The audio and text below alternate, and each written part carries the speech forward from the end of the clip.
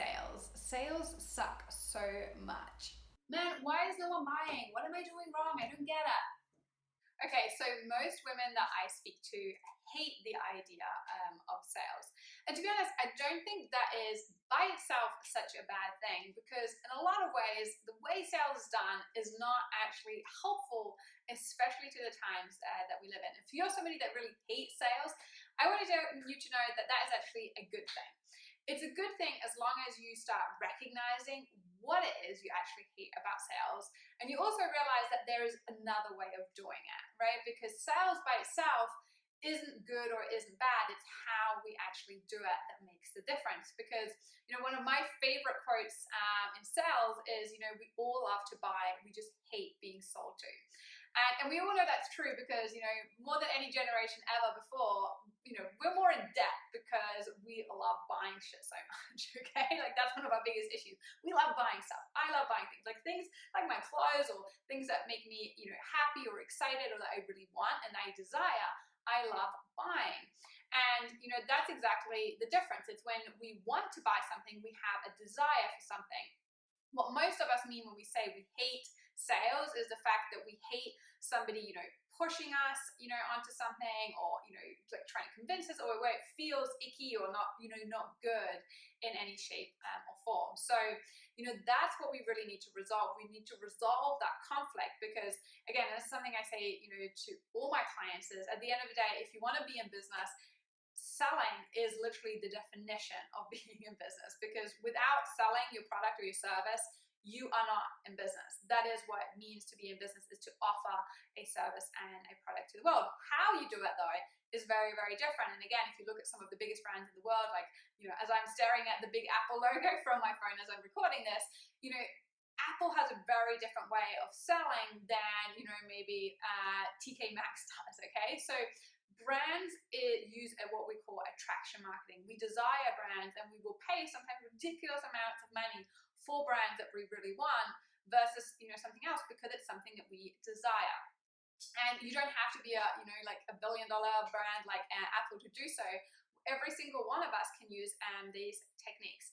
And I want you guys to do, if you're somebody that really struggles with this because you have this conflict and you're either not showing up in the way that you really need to, or you're not growing in the way you need to, because you have this idea that you hate sales and you don't like the idea of it, I want you to do this activity. This is an activity, like I said, I do with most of my clients at the beginning when they work with me, because most of us have got conflicts around, selling and being successful and growing bigger and being out there more in the world. So what you want to do is really simple, is just, write down on a piece of paper what it is you hate about sales, right? Like, what is it that you hate? And some of my examples would be, I hate when people push me. I hate when people are trying to manipulate me. I hate when people are doing something that is so clearly for their benefit and not, not for mine. And when people are being dishonest and being pushy, being arrogant, not listening, being rude. All of those things. I could go on and on. So write down that list, write all the things that you really, hate about sales. And then quite simply, make sure that you never ever do those things, right? Because the people that we serve, our customers, our ideal customers, are always going to have the same values that we do. Right? They want to be treated the same way because that's why we like each other. Our values are going to be, the same. So if you don't like it, they're also not going to like it. And what's actually going to make you stand out and attract your ideal customers and clients is doing exactly the opposite of what you don't like. So do the things that you would really want if you were in their shoes. So, some of those things, and, this is something I always encourage my customers, my clients to do is, write like your, 10 commandments, or, like a kind of something visual that you can see that really incorporates everything that you want to believe about sales and that you want to, embody about sales. So some of mine are, for example, selling is serving. Like, selling is really about helping the other person solve a problem, right? For me, sales is also really about making people happy. Like, every single person I interact with, even if they buy something from me or not, I want to leave them in a better place than when I found them. And if that's, making them laugh, if that's giving them some free information that really helps them, educate them in some way, to inspire them in some way, everybody I interact with, I want to leave them in a better place than I found them. So, you can have anything you want to be your sales process. Like, how you sell is completely up to you.